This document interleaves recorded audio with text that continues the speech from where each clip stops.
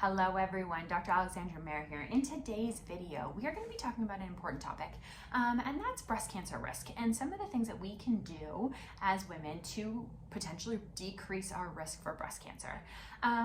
This video comes off of kind of the follow-up to an article that I wrote for a local newspaper that was talking about hormone replacement therapy in women and why maybe we shouldn't think of hormone replacement therapy as the boogeyman when it comes to breast cancer risk.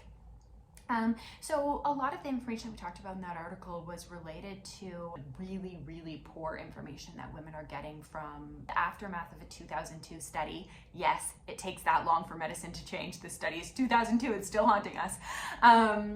On breast cancer risk and hormone replacement therapy. And this study was called the Women's Health Initiative. And it was the largest study ever done of its kind in terms of financial implications.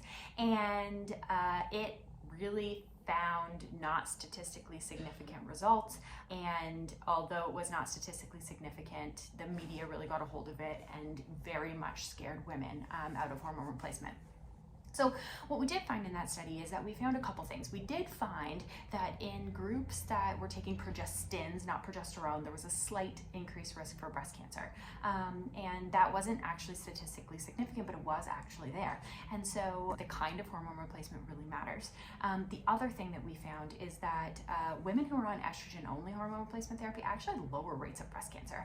And there's follow-up studies that indicate that women who are on hormone replacement therapy prior to a breast cancer diagnosis actually do better long-term with treatment, and so they have better outcomes. And so there's actually some really positive kind of studies going on. And I do think that this information is getting out there. I think that doctors who are trained in hormone replacement therapy and who know what they're doing are trying to get this information out to people, right? Because at the end of the day, what we've done is we've slowed down women's care. We have made women's care way worse. And we know that hormone replacement therapy, which you know watching this channel, really decreases our risk of a whole bunch of different other diseases and really impacts quality of life, right? So when it comes to cardiovascular disease, osteoporosis, Alzheimer's, dementia, as well as just quality of life in general, we know that hormone replacement plays a huge role in that, right? We know that hip fractures are a big deal in women, right? And they really do increase mortality, and they really do impact quality of life a lot. And so I think we've really done a disservice to women, and I think that a lot of doctors are trying to get ahead of this, right? And you'll see it in a lot of videos. You'll see it in Peter Tia talks about it. He has awesome podcasts on this. And there's a book called Why Estrogen Matters, and I think that we're just really working on getting ahead of it. What I worried about when I did that article was this kind of nonchalant attitude towards breast cancer, which we still know is one of the highest cancers in women, and we still know that it kills a lot of women, and so being nonchalant towards those things I think is problematic, right? Because by saying hormone replacement therapy shouldn't be considered the boogeyman with breast cancer doesn't mean that we should be ignoring breast cancer, right? So we do still need to go get mammograms. Mammograms are important. I get arguments against this in my office for thermograms and all that stuff. Mammograms really are considered the gold standard, and not all of those imaging pick us up the exact same thing, right? So a mammogram doesn't pick up the exact same thing as ultrasound, which doesn't pick up the same thing as thermography. And so mammograms are important. And then we want to talk about lifestyle things, right? Because at the end of the day, your health is in your control. And am I saying that you can reduce your breast cancer risk entirely by doing some of the things that I'm going to list out? No. But I am saying that it's a little bit more in our control than maybe we think it is. And so I do want to talk about a few things that I think are important when we're thinking about reducing our breast cancer risk. The first one is maintaining a healthy body weight, maintaining lean mass, and getting out of a sedentary lifestyle. So we know there are a lot of studies that really indicate that women who struggle with their weight and are overweight, very overweight or obese, to have higher rates of breast cancer. A lot of these studies that I'm going to mention today are correlation, not causation, right? Which means that they're usually meta-analysis looking at groups of women over time.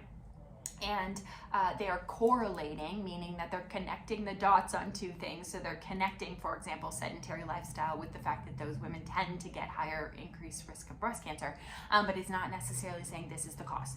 Okay, so when we're looking at this, I think decreasing your sedentary lifestyle is one of the number one things that women can do that's well within their control. There was a meta-analysis done on sedentary work, so occupations that tend to sit all day long, we know a lot of those, and breast cancer risk. And what they found was that there was a 15.5% increase in breast cancer risk in women whose jobs were very sedentary. So action items from this study, right, would be to actively put into your brain to get a little bit more movement. I think that more movement is a good first step. This doesn't necessarily mean adding exercise, although I do recommend that. This doesn't necessarily mean adding exercise. This could be, hey, every single day at lunch, I'm gonna go for a walk. I'm gonna go for a 15-minute walk. I'm gonna add a step tracker in, because really what gets measured gets changed.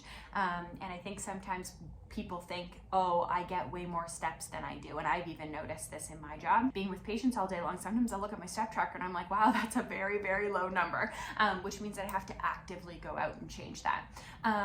Then once we do those things, right, and we get those into daily habits, and just so you know, daily habits take a while to change, right? They say about 28 days minimum to change a habit, which means you need to be doing this for at least 3 weeks until it's gonna kind of settle into your brain. Then you might want to add things like exercise in. So strength training, if you've been watching my channel at all, you know I'm huge on strength training for women. I think that maintaining our lean muscle mass as we age is really, really important. It's something that's not talked about enough.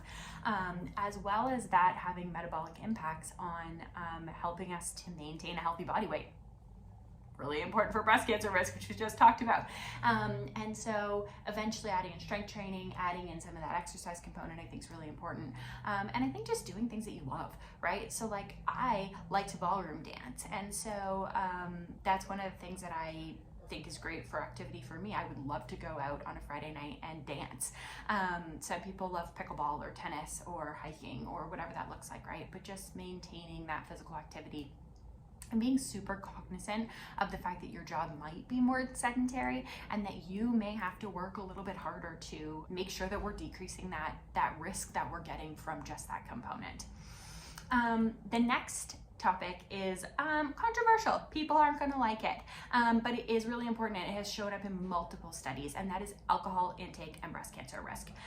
There is multiple studies that really indicate that even moderate drinking, so a couple drinks a day, can really increase breast cancer risk long term. It's something that women do really need to take control of. And I do think that we saw kind of during the last couple of years a major increase in alcohol use, and toning that back is important if breast cancer risk is something that's on your mind, which it should be. So the first study that I'm going to kind of share was titled Moderate Alcohol Consumption and the Risk of Breast Cancer, and it was in the New England Journal of Medicine. And what they found is that 14 grams of alcohol, okay, which is 3 to 9 drinks per week. For context, there's 7 days in a week, right? So this is 3 to 9 drinks per week, which means not even a drink a day, had a 1.3 times increased risk. And then when that went over 15 grams, right, so right into the next category, it went up to 1.6 times increased risk. So we really do see that even those kind of from 14 grams up to 15 grams really plays a difference. And then the next one is alcohol intake and breast cancer risk, weighing the overall evidence. So this one really looked at kind of the overall evidence, all of the different meta-analysis that have been done up to this time, and what kind of the consensus is in those studies. What they found is that the overall estimated association is approximately 30 to 50% increase in breast cancer risk from 15 to 30 grams per day of alcohol consumption. So you'll remember in the last one that 14 grams was only 3 to 9 drinks. And so this ends up correlating to about a drink or two a day. So really, if I had one takeaway from this video, it would be that decreasing that daily intake of alcohol is important, right? Not winding down every day with a drink is one of the things that we can really do to decrease our breast cancer risk. And I think we're seeing a lot more of this, right? We do know that alcohol really changes the way that things go through the liver. And if you don't remember from previous videos, estrogen is metabolized in the liver. And so as we change some of those enzymes, we do see changes in estrogen metabolism. And we don't only see alcohol intake with breast cancer risk, we see it kind of with cancer risk in general. So that's definitely an action item. I've seen some really cool products, I haven't used any of them, that are more of like the adaptogens that are designed to be tasty. If anybody's had herbals in my office, they're not usually that tasty, but they're designed to be kind of tasty, and you put them in some seltzer at the end of the day as a good kind of habit change. I do think that when it comes to changing habits, sometimes adding in something like that can be helpful. Instead of going kind of cold turkey, so to speak, you kind of transition it out with healthier things. And then the final thing that I would say is reducing endocrine disruptors. Evidence on this, it's there. In terms of, I ran it through an AI program called Consensus, right, which kind of skims the data currently and then says, is there a medical consensus on this? Is there not a medical consensus on it? So basically, does it say no, yes, or maybe? And it was 50% yes and about 50% maybe. There was no no's. I do think that when it comes to changes in our hormones, endocrine disruptors is part of what we're seeing in terms of kind of the gamut of overall hormonal change that we're seeing. And there is some evidence that we do see changes in breast tissue from some of the endocrine disruptors, and especially with hormone receptor positive cancers, so estrogen receptor positive cancers and progesterone receptor positive cancers, that they really see an implication in endocrine disruptors in those kind of cancers. So endocrine disruptors can be challenging, right? Because switching your stuff out is hard.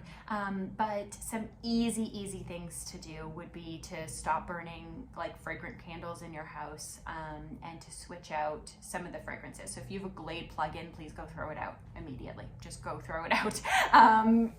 Those are horrible for your hormones. Switching out things like dryer sheets. Dryer sheets are also really horrible for hormones. So those are kind of some easy things to think about, things that are super fragrant you want to get rid of, and just slowly kind of work through, right? I am going to put on my Instagram some easy shifts that I think are easy for me, because at the end of the day, the reason why people don't switch out their products is because they don't get products that work. And the minute you switch out your product to a cleaner product that actually works, right? The example that I use is skincare. In my office, the minute you switch out your skincare to a skincare that's clean and actually works, you're going to stick with that. And so I think a lot of the time it's that people don't switch out their products because they just don't know what to switch to. And so I am going to be sharing some of that on my Instagram with some just easy shifts that patients can make so that you can take control of your health. Because at the end of the day, when it comes down to it, what we need to do is we need to really be looking at kind of the things that we can do to be healthy long term, because the goal is to increase our health span to match our lifespan, right? Which basically means that you can be healthy for as long as you live. And some people have a goal of living to 120 and some people don't, and it doesn't matter, right? The point is to be healthy for as long as you live. And so some of these things are a big part of that discussion and very much things that are within our control.